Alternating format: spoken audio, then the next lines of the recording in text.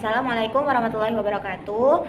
Kami dari kelompok 4 akan mempresentasikan hasil proyek kami yang berjudul Subsektor Telekomunikasi Service pada PT Telkom Indonesia dan PT Mora Telematika Indonesia.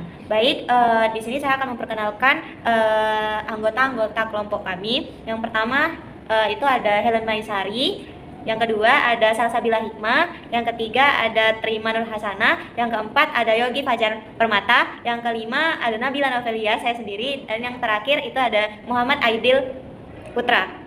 Baik, saya akan membacakan dan mempresentasikan materi pertama, yaitu profil perusahaan pada PT Telkom Indonesia. Nah, PT Telkom Indonesia itu adalah badan usaha milik negara atau BUMN yang bergerak di bidang layanan teknologi informasi dan komunikasi serta jaringan telekomunikasi di Indonesia. Mayoritas saham Telkom dimiliki oleh pemerintah Republik Indonesia sebesar 52,9%, sedangkan 47,91% sisanya dimiliki oleh publik. Telkom telah bertransformasi dari perusahaan telekomunikasi legasi menjadi perusahaan telekomunikasi digital yang melayani segmen retail hingga enterprise dengan tujuan mendukung ekonomi digital nasional. Selanjutnya itu pada PT Mora Telematika Indonesia. Nah, PT Mora Telematika Indonesia atau Mora Telindo adalah perusahaan penyedia infrastruktur dan jaringan telekomunikasi swasta yang berdiri sejak tahun 2000. Fokus utama bisnis Mora adalah penyediaan jaringan serat optik, layanan internet, dan pusat data. Nah, perusahaan ini dipercaya oleh pemerintah untuk menjalankan proyek strategis nasional seperti Palapa Ring Barat dan Timur. Nah, Mora juga memiliki keunggulan kompetitif pada infrastruktur kabel serat optik dan jaringan backbone yang luas di Indonesia. Baik, materi selanjutnya yaitu analisis vertikal dari kedua PT tersebut. Yang pertama ada PT Telkom. Analisis vertikalnya yaitu berdasarkan pada laporan laba rugi, Telkom menunjukkan struktur biaya yang efisien dengan total beban mencapai 71,75% dari pendapatan. Hal ini menghasilkan margin laba sebelum bunga, pajak, depresiasi, dan amortasi yang kuat sebesar 50,03%, serta margin laba bersih yang sehat sebesar 20,50% dari total pendapatan. Pada neraca, struktur pendanaan Telkom didominasi oleh ekuitas sebesar 47,43%, sedangkan total kewajiban berada di level 45,78%, menunjukkan struktur modal yang konservatif dan aman. Dan untuk PT Mora Telematika, analisis vertikalnya yaitu memperlihatkan bahwa struktur aset perusahaan sangat didominasi oleh aset tidak lancar, yaitu sebesar 72,47% dari total aset, yang wajar bagi perusahaan infrastruktur padat modal. Dari sisi profitabilitas, meskipun laba kotor masih terjaga di angka 58,46%, tingginya beban usaha membuat laba usaha tergerus menjadi 26,80%. Struktur modal Mora kini semakin seimbang dengan porsi ekuitas mencapai 50,43%, sedikit lebih tinggi dibandingkan liabilitas yang sebesar 49,57%. Saya akan menjelaskan tentang analisis horizontal. Yang pertama yaitu analisis horizontal dari PT Telkom Indonesia dengan kode emiten TLKM. Berdasarkan analisis horizontal pada neraca, TLKM menunjukkan peningkatan likuiditas yang signifikan. Pos kas dan setara kas mengalami kenaikan yang didukung oleh keberhasilan perusahaan dalam menagih piutang usaha secara efektif. Terlihat dari penurunan pada akun piutang pihak ketiga dan piutang konsesi jasa. Selain itu, terdapat lonjakan persentase yang tinggi pada pos restitusi pajak yang mengindikasikan adanya pembayaran pajak di muka atau strategi manajemen pada yang lebih agresif di tahun 2024. Pada sisi laba rugi, kinerja pendapatan TLKM cenderung dengan kenaikan sangat tipis sebesar 0,005%. Namun, beban operasional seperti biaya pegawai dan pemasaran mengalami kenaikan yang menekan laba usaha hingga turun sebesar 3,1%. Meskipun demikian, penurunan laba bersih dapat diredam menjadi hanya 2% berkat adanya efisiensi pada beban pajak ini. Dan secara keseluruhan, laba komprehensif justru meningkat karena keuntungan selisih kurs. Selanjutnya yaitu analisis horizontal dari PT Mora Telematika Indonesia dengan kode emiten Mora.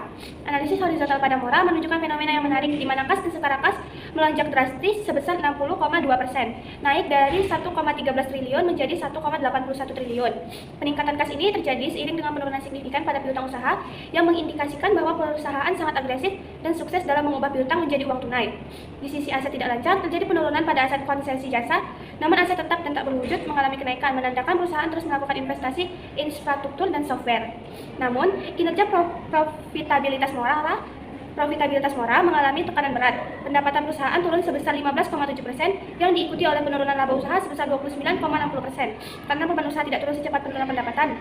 Akibatnya, laba bersih tahun berjalan anjlok sangat dalam hingga 61,11%.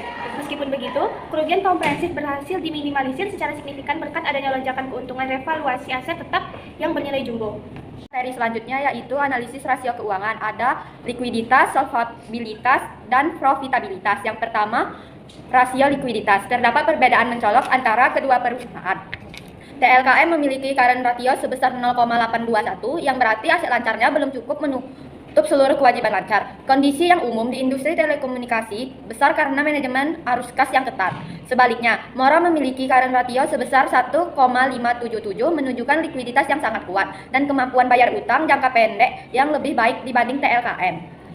Pada rasio solvabilitas, kedua perusahaan berada dalam kondisi aman. TLKM mencatatkan debt to asset ratio atau DAR sebesar 45,7% dan debt to equity ratio atau DER sebesar 0,844. Mora memiliki rasio yang sedikit lebih tinggi namun tetap sehat dengan DAR 49,5% dan DER 0,982.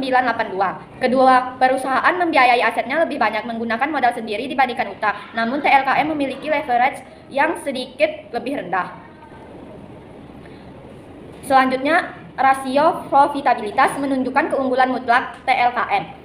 TLKM mencatatkan net profit margin atau NPM sebesar 20,4% dan return on equity atau ROE yang sangat impresif di angka 18,9%, jauh di atas rata-rata industri. Ini menunjukkan efisiensi tinggi dalam menghasilkan laba dari setiap rupiah penjualan dan modal pemegang saham. Sebaliknya, Mora mengalami tekanan profitabilitas dengan NPM hanya 6,6% dan ROE yang sangat rendah di angka 3,5%, menandakan perlunya evaluasi mendalam terhadap efisiensi operasional perusahaan.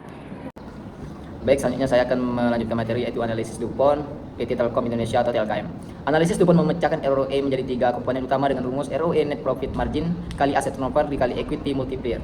Untuk TLKM tahun 2024, perhitungannya adalah 15,77% margin laba dikali 0,50% perputaran aset dikali 1,8% multiplier ekuitas yang menghasilkan ROE DuPont sebesar 14,57%. Analisis ini menunjukkan bahwa kekuatan utama pengembalian ekuitas TLKM berasal dari margin laba yang tebal dan struktur pendanaan yang sehat. Meskipun perputaran asetnya rendah, TLKM mampu mengompensasinya dengan efisiensi operasional yang tinggi. Selanjutnya itu analisis DuPont PT Mora Telematika Indonesia atau Mora. Untuk Mora tahun 2024, perhitungan DuPont adalah 15,77% margin laba kali 0,50% perputaran aset dan 1,84% multiplier ekuitas, menghasilkan ROE DuPont sebesar 14,57%. Catatan, ada kesalahan penulisan data pada sumber makalah asli untuk perhitungan DuPont Mora 2004 yang menyalin data TLKM. Berdasarkan analisis rasio sebelumnya di makalah, ROE Mora yang sebenarnya turun drastis ke 3,5% disebabkan oleh rendahnya perputaran aset 0,27% dan margin bersih yang tertekan di angka 6,6%. Secara substansi, penurunan kinerja Mora dalam analisis DuPont didorong oleh rendahnya aset turnover yang menunjukkan aset infrastruktur besar yang dimiliki belum menghasilkan pendapatan yang optimal dibandingkan tahun sebelumnya. Baik, saya lanjutkan kepada materi selanjutnya. Baik, materi terakhir tentang analisis perbandingan. Secara keseluruhan, PT Telkom Indonesia atau TLKM memiliki performa yang lebih baik dibandingkan PT Mora Telematika Indonesia atau Mora. TLKM unggul signifikan dalam aspek profitabilitas, net profit margin, dan ROE, serta memiliki struktur solvabilitas yang lebih konservatif dan stabil. Meskipun pendapatannya stagnan, efisiensi operasional TLKM sangat terjaga. Di sisi lain, Mora unggul dalam aspek likuiditas jangka pendek dengan rasio lancar yang tinggi dan lonjakan kas yang besar. Namun, Mora menghadapi tantangan berat pada kinerja operasional inti, di mana terjadi penurunan pendapatan dan laba bersih yang drastis, menyebabkan tingkat pengembalian investasi atau ROE menjadi sangat rendah. Oleh karena itu, TLKM dinilai memiliki kinerja keuangan yang lebih superior dan fundamental yang lebih kokoh pada periode analisis ini.